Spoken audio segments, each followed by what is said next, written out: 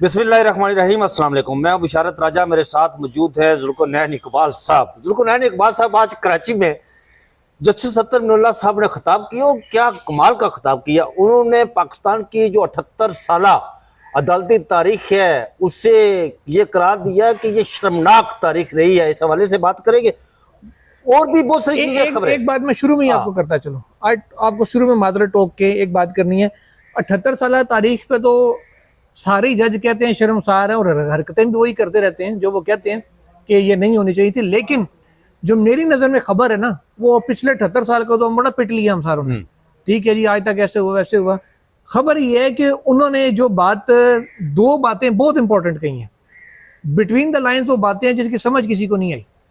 खबर उस सारे में ये है कि नंबर 1, ख्वाजा आसिफ साहब एक बार फिर इस्टेब्लिशमेंट के लिए मेरी नज़र में सुबकी का बाइस बने। वो ऐसे बने हैं कि उन्होंने कहा जी मौजूदा निज़ाम हाइब्रिड है। नहीं, ये सुने अतर मिनल्ला साहब ने कहा कि भाई जी हाइब्रिड जो मान है ना कि हाइब्रिड है, बेसिकली वो तस्लीम करेगा डिक्टेटरशिप चल रही है, जमहूरियत नहीं है, अमरीयत है। दूसरी बात ये, उन्होंने एक और बात कही है। उन्होंने कहा जी मैंने इलेक्शन कमीशन ऑफ पाकिस्तान के वेबसाइट से स्टेटिस्टिक्स लिए, डाटा मैंने वहां से डाउनलोड किया।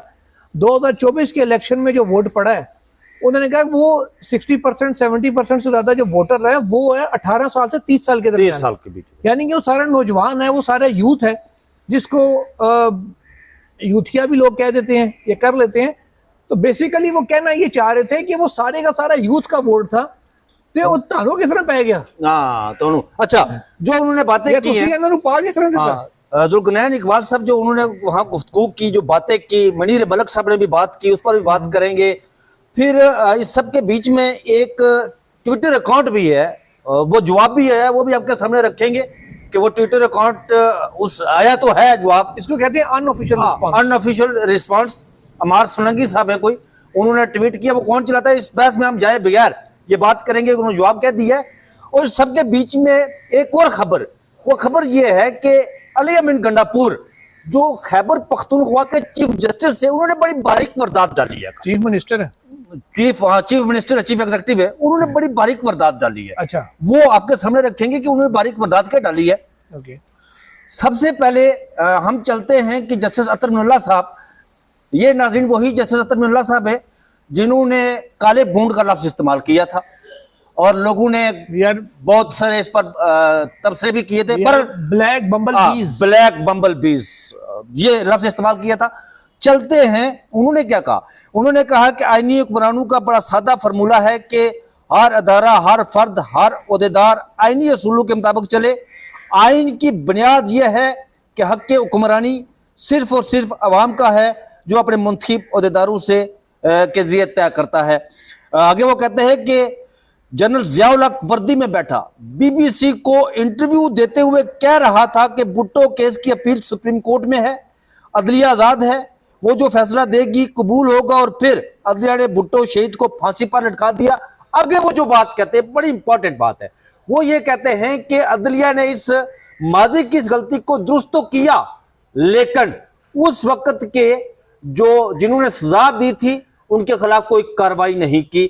गोया के फांसी सिर्फ भुट्टो को मिली, जो सजावार थे, जिन्होंने कसूर किया, जिन्होंने जुर्म किया था, उनके लिए कोई अदलिया ने कोई एक लफ्ज तक नहीं कहा। वो ये भी कहते हैं कि पाकिस्तान की 78 साल अदालती तारीख शर्मनाक है, ये लफ्ज इस्तेमाल किया गया चीफ जस्टिस अतर मिनल्ला की तरफ से। मनीर मलिक साहब ने जब खिताब पहले किया तो उन्होंने ये कहा कि यहां पर हाइब्रिड निजाम के हवाले से भी बातचीत चलती है कि हाइब्रिड निजाम है। तो उन्होंने इसका जवाब देते हुए कहा कि मनीर मलिक साहब, उनको मुखातिब करते हुए कि मनीर मलिक साहब, आप जो हाइब्रिड निजाम की बात करते हैं, जहां पर अगर कोई कहता है कि हाइब्रिड निजाम है, तो असल में ये हाइब्रिड निजाम नहीं होता, ये डिक्टेटरशिप है, जिसका आप इस बात को तस्लीम करते हैं कि इस मुल्क में सिविल हुक्मरानी नहीं बल्कि अमरीयत है। क्या कहेंगे आप इस पर जुल्कुरनैन इकबाल साहब? देखिए, अतर मिनल्ला साहब बातें तो बहुत अच्छी करते हैं, ठीक है, और अतर मिनल्ला साहब की मैं कभी भी ब्लाइंड फॉलोइंग मैंने नहीं की, क्योंकि मैंने उनकी अदालत में खड़े होके नवाज शरीफ का केस कवर किया था, जिसमें वो इमरान खान साहब की हुकूमत को और नैब को कह रहे थे कि गारंटी दें कि मंगल तक नवाज शरीफ का कुछ नहीं होगा। हाँ जी, बिल्कुल ऐसा ही। भाई मतलब कोई इंसान अपनी जिंदगी मैं गारंटी दे सकता हूँ कि मैं 1 घंटे बाद किधर होऊंगा, एक सांस का पता नहीं है। एक सांस का नहीं पता। तो वो लिख के दें जी, वो बंदा जिसके बारे में कहा जा रहा है बीमार भी पड़ा, सारा कुछ है, वो 3 दिन उसको कुछ नहीं होगा, कि जी उसको जमानत देना मकसद है नवाज शरीफ को, और उसी वक्त जमानत दी गई थी। मजे की बात, वो दूसरे केस में उनकी गिरफ्तारी थी, वो जमानत वैसी जाके मंगल के वाले दिन मुकर्रर थी। तो उन 3 दिन में जमानत होके भी उसी अस्पताल के अंदर थे, बाद में भी उधर ही थे। तो इस किस्म की गुफ्तगू भी अतर मिला साहब करते रहे। लेकिन एक उनका प्रिंसिपल स्टांस शुरू दिन से है कि वो अदलिया में मदाखलत के खिलाफ हैं, वो सियासी उमूर के अंदर गैर सियासी क़ुव्वतों की मदाखलत के हमेशा से खिलाफ हैं।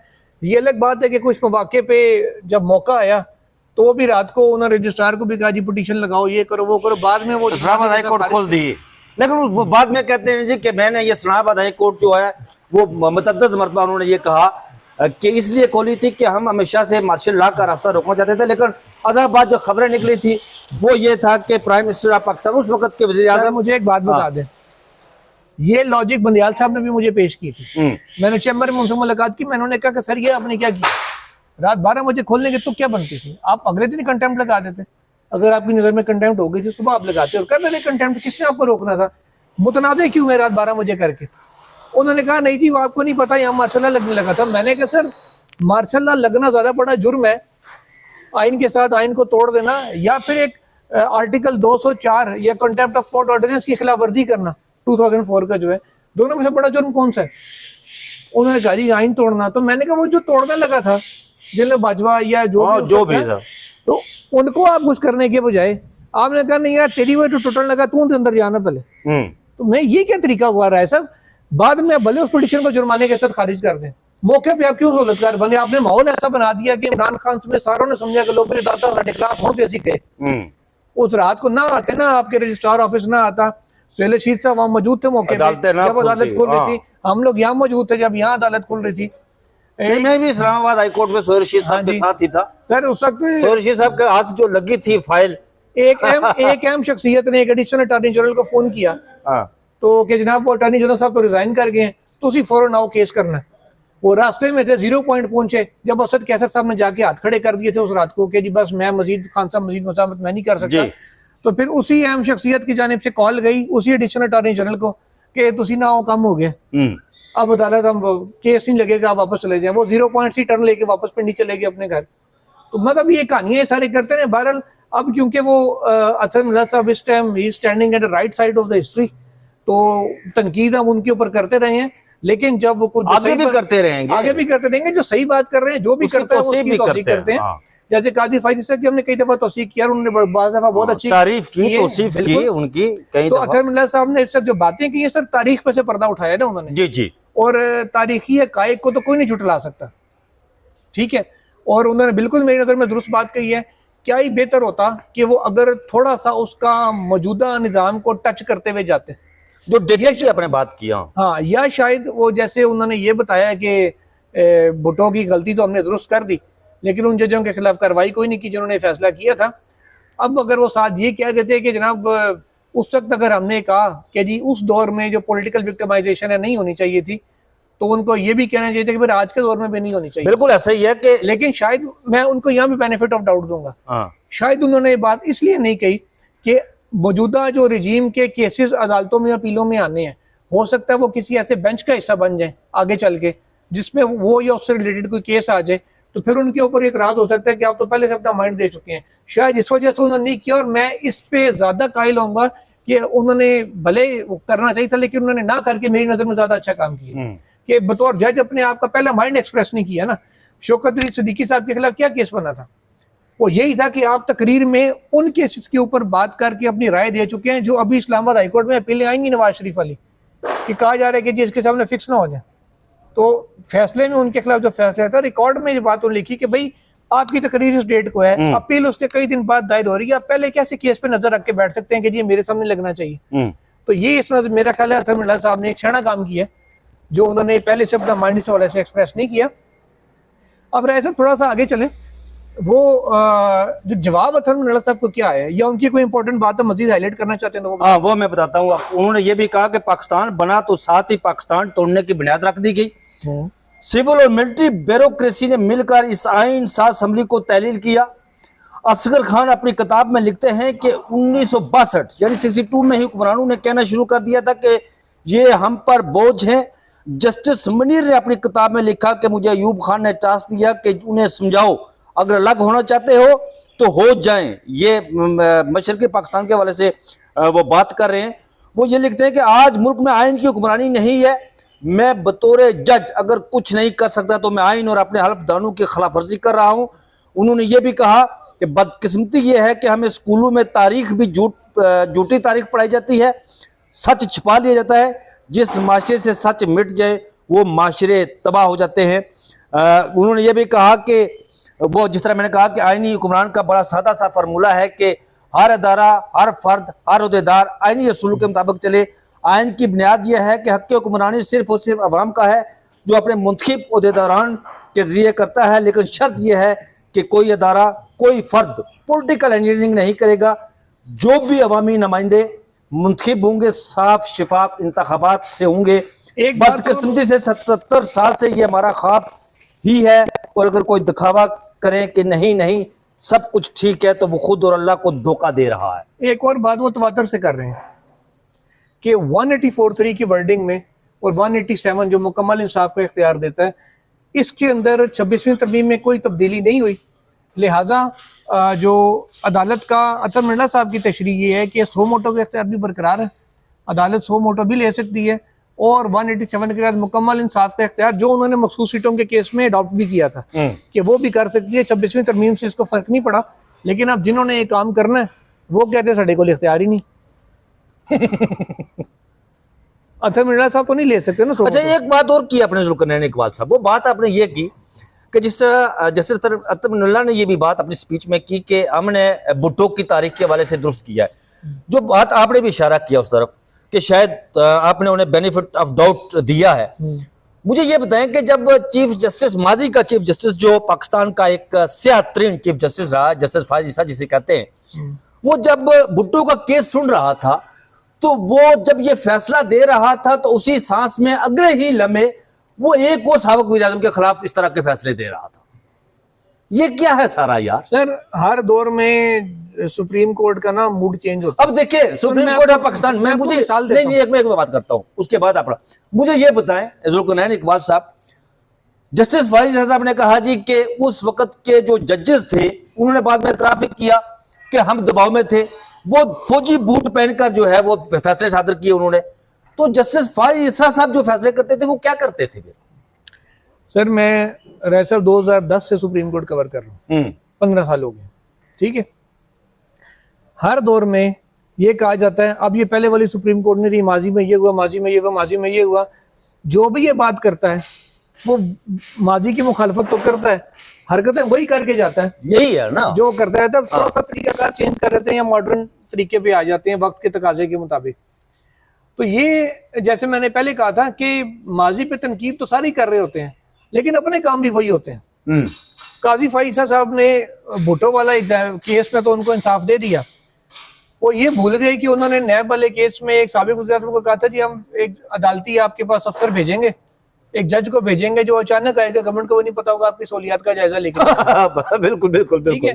ये कमिटमेंट थी चीफ जस्टिस ऑफ पाकिस्तान की जी, जो उनकी रिटायरमेंट तक ना पूरी हुई, ना आने वाले चीफ जस्टिस ने अब तक पूरी की। आने वाले चीफ जस्टिस ने तो सलमान सफ्दर को कहा था कि आप जाएं आजा डियाला, तो वो जब वहां गए तो वहां पर सुपरिटेंडेंट जेल जो था उसने कहा भाई आप कौन होते हैं, वो chief justice of Pakistan. Sir, आप अगली बात भी देखें, ये अलीमा खान साहब और ये सब की जो 4 घंटे मुलाकात हुई थी ना, जिसके बाद ट्वीट सामने आया था और इस्तीफे सामने आए थे, वो मुलाकात भी जो चैम्बर में रिक्वेस्ट की गई थी ना, उसके बाद हुई। जी सर। अच्छा। वो अगर वो या साहब अगर वो ना किरदार अदा करते मेरी इतलात के मुताबिक, तो शायद वो 4 घंटे की ना वो इस तरीके से हेयरिंग होती, ना मुलाकात होती।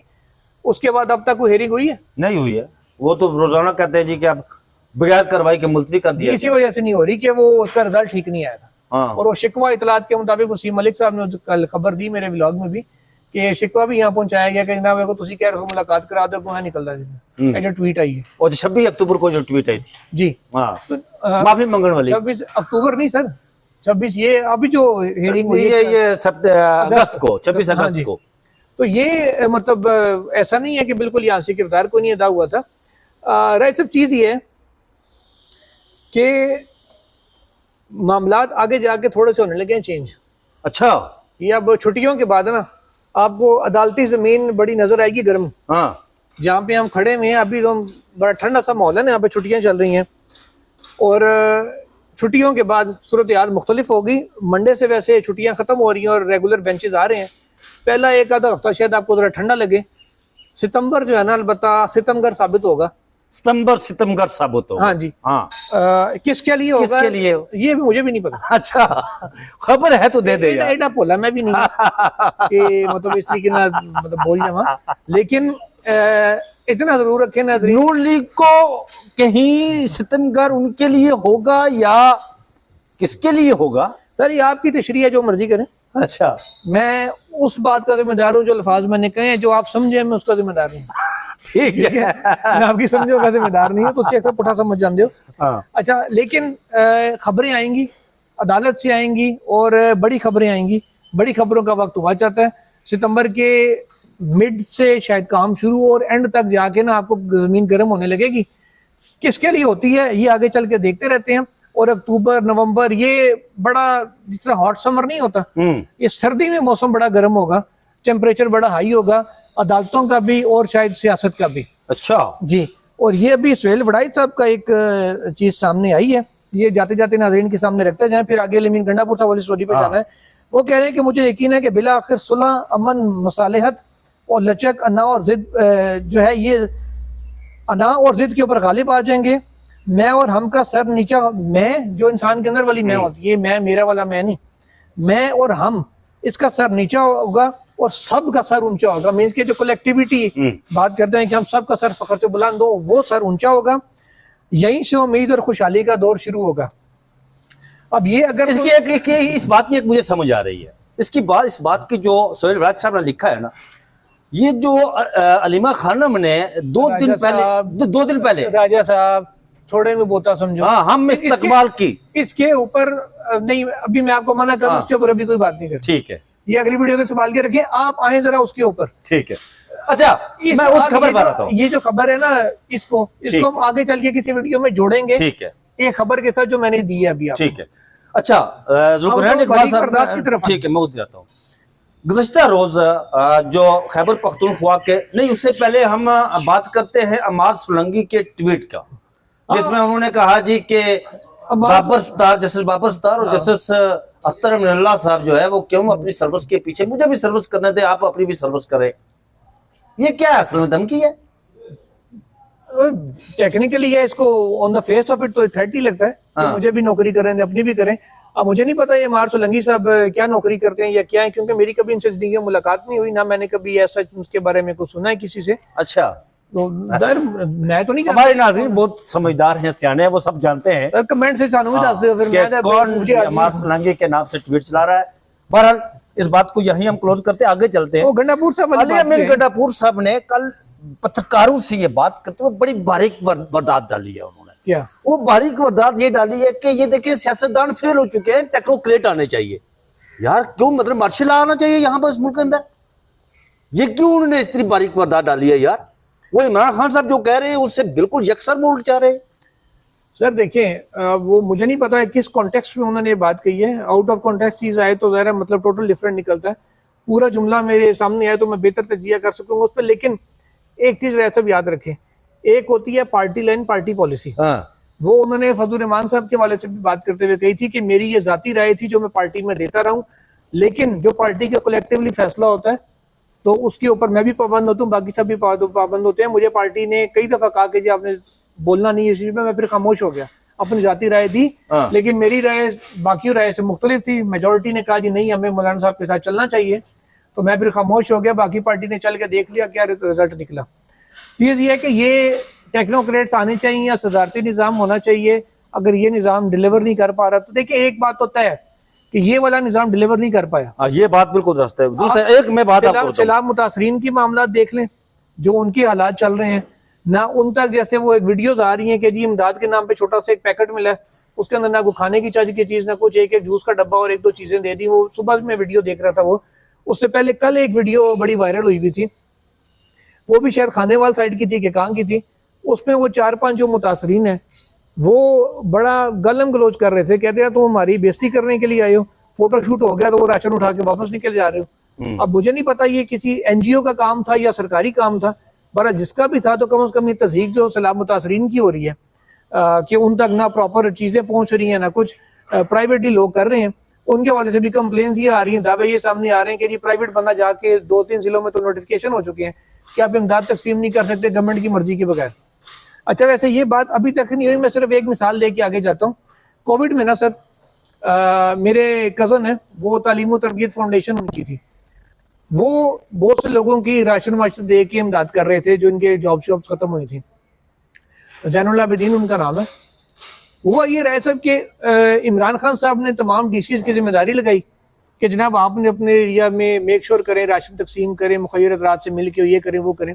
अब इन्होंने क्या किया, ब्यूरोक्रेसी ने, इन्होंने जितने लोग पिंडी में काम कर रहे थे ना राशन तकसीम करने का, उन सबको कहा कि जिन जिन लोगों को आपने राशन दे दिए ना, उनका आईडी कार्ड नंबर या जो डिटेल है वो हमें शेयर करें। इन्होंने कहा जी जिनको हम दे चुके हैं उनके तो हम नहीं करते। सारों ने बैठ के आपस में फैसला किया, उन्होंने कहा हाँ, जो लोग हमसे रह गए हैं जिनका डाटा हमारे पास है वो आपको देते हैं, आप उनको दे दें। वो बस इतने कि नहीं जी जिनको आपने दिया वो दें। वारदात ब्यूरोक्रेसी डालना चाह रही थी कि वो सारा डाटा उठा के गवर्नमेंट को जमा कराएगी, देखे जी इतने हजार बंदे को हमने इमदाद दे दी, और डीसी साहब की या मुतलका बंदे की बड़ी अफसर की वाह हो जाएगी, देखे जी आपने इतने हजार बंदों को दी, वो सारी प्राइवेट ने थी। तो ये ब्यूरोक्रेसी की ये वारदातें उस दौर में भी चलती रही हैं, अपनी आप दिखाने के लिए अब भी चलती रहेंगी। सिस्टम डिलीवर नहीं कर पा रहा।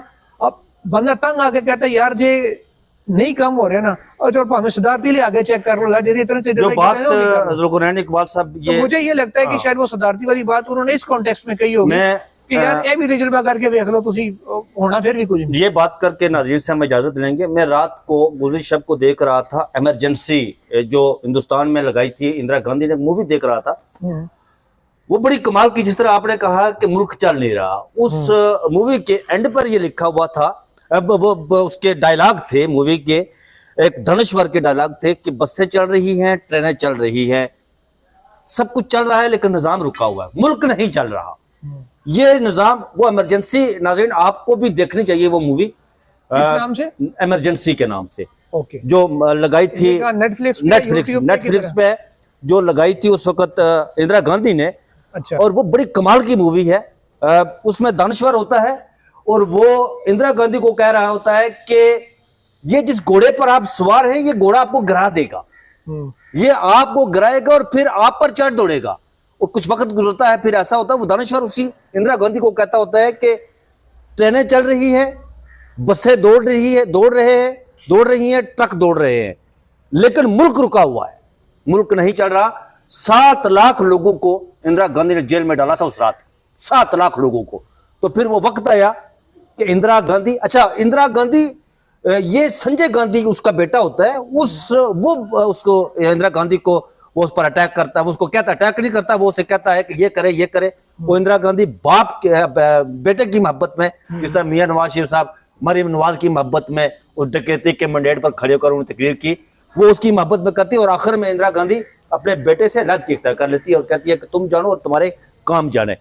तो यही बात जो इकबाल साहब ने की है, बसें दौड़ रही है, सारा कुछ हो रहा है, एक मिनट नहीं चल रहा। आप कमिटमेंट ये करके जाएं कि वीडियो के बाद आप जो है ना वो नेटफ्लिक्स का पासवर्ड शेयर करेंगे ताकि मैं वीकेंड में मूवी देख सकूं। ठीक है जनाब, इजाजत दीजिए। मैंने वीडियो का नेटफ्लिक्स का जो वो शेयर किया हुआ है अपने दोस्त सोहेल रशीद साहब से, जनाब आप उनसे रिक्वेस्ट करेंगे।